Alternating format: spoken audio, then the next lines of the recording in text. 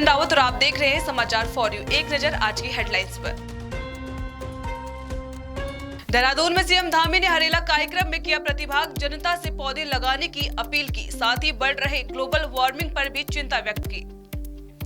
प्रदेश में बढ़ते भ्रष्टाचार पर हाईकोर्ट सख्त, मुख्य सचिव से करप्शन ग्राफ पेश करने के दिए निर्देश।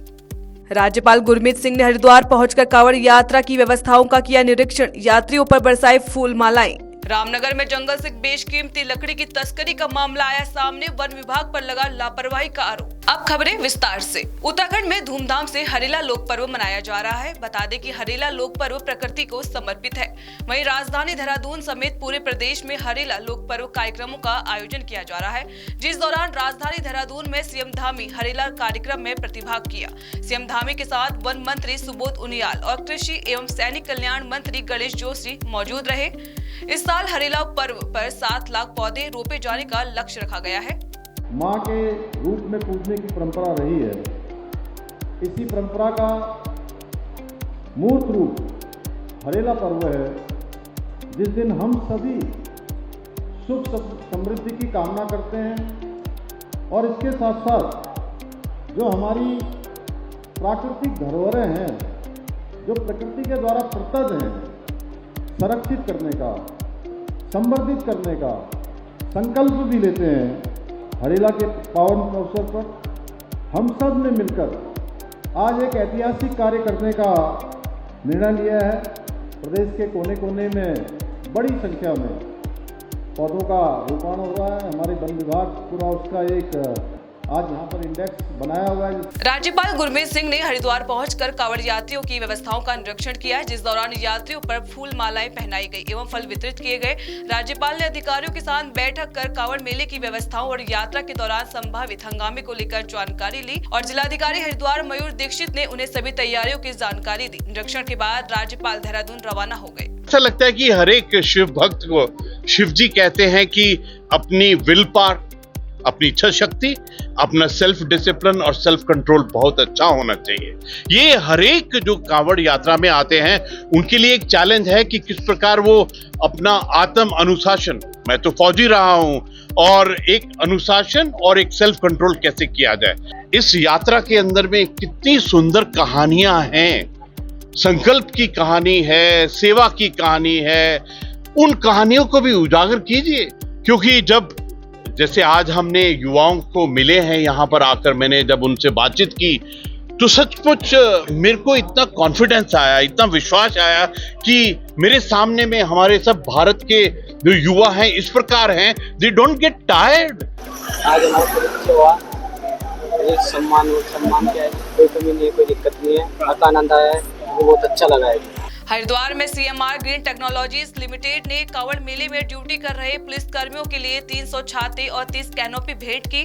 कंपनी के प्लांट हेड महेश त्यागी और एचआर हेड त्रिशी तिवारी ने थाना सिटकुल पुलिस को ये सौगात दी ताकि पुलिसकर्मी तेज धूप में राहत पा सके। उत्तराखंड में बढ़ते भ्रष्टाचार पर हाईकोर्ट ने गहरी चिंता जताई है। कोर्ट ने मुख्य सचिव को 2 दिन में राज्य का करप्शन ग्राफ पेश करने के निर्देश दिए हैं। मुख्य कोषाधिकारी दिनेश राणा और अकाउंटेंट बसंत जोशी की जमानत याचिका पर सुनवाई के दौरान न्यायमूर्ति राकेश थपलियाल ने सवाल उठाया कि राज्य कब भ्रष्टाचार मुक्त होगा। कोर्ट ने सरकार से जवाब मिलने के बाद अगली सुनवाई की तिथि तय करने की बात कही है। रामनगर क्षेत्र में जंगल से चोरी छुपे बेशकीमती लकड़ी की तस्करी का मामला फिर से सामने आया है। रात के अंधेरे में जंगल की सीमाओं से लकड़ी से लदी ट्रैक्टर ट्रॉली को बरामद किया गया है, जिससे वन तस्करी के बढ़ते नेटवर्क की पोल खुलती नजर आ रही है। देखिए, ये जो लकड़ी आई है ये नापखेत के पेड़ हैं, वहाँ से आई है, जंगल से नहीं है ये।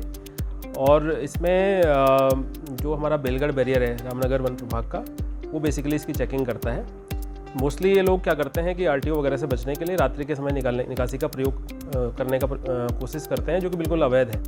तो हमारे वन सुरक्षा बल द्वारा इसको जो ये बैराज है वहाँ पे इसको रोक लिया गया और इसको अभिरक्षा में लेकर अब इस पे जो आगे जो विधि संगत जो कार्रवाई है वो की जा रही है। इसमें हरिद्वार में कांवड़ यात्रा के दौरान दुकान तोड़ने और महिला से मारपीट समेत अन्य मामले का संज्ञान हाईकोर्ट ने लिया है।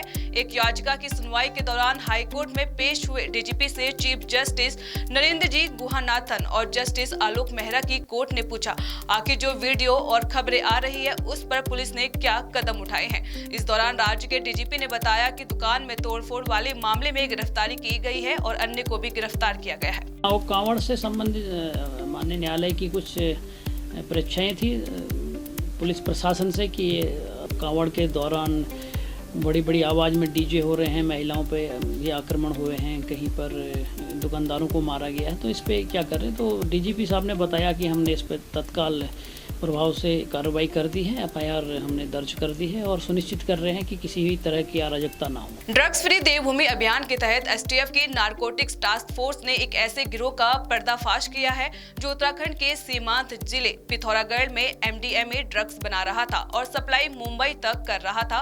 वहीं मुख्य सरगना कुणाल कोहली को नानगमत्ता से गिरफ्तार किया गया है। उसके पास से 126 लीटर केमिकल, 28 किलो पाउडर और 7.41 ग्राम एमडीएमए बरामद हुआ है, जिससे करीब 12 करोड़ रुपए की एमडीएमए ड्रग्स तैयार किया जाना था। उत्तराखंड राज्य में माननीय मुख्यमंत्री जी के निर्देशों पर जो ड्रग फ्री उत्तराखंड एक अभियान की तहत कार्रवाई की जा रही है, उसके अंतर्गत सभी जनपदों को एंटी नारकोटिक्स टास्क फोर्स को निर्देशित किया गया है और उनके द्वारा लगातार उत्तराखंड राज्य में ड्रग्स की सप्लाई, डिस्ट्रीब्यूशन और इनका जो फाइनेंशियल नेटवर्क है उसके विरुद्ध एक वृहद स्ट्रैटेजी बनाकर एक कार्रवाई की जा रही है और जिसमें लगातार उत्तराखंड पुलिस को सफलता मिली है इनके नेटवर्क को ध्वस्त करने में और आरोपियों को अरेस्ट करने में।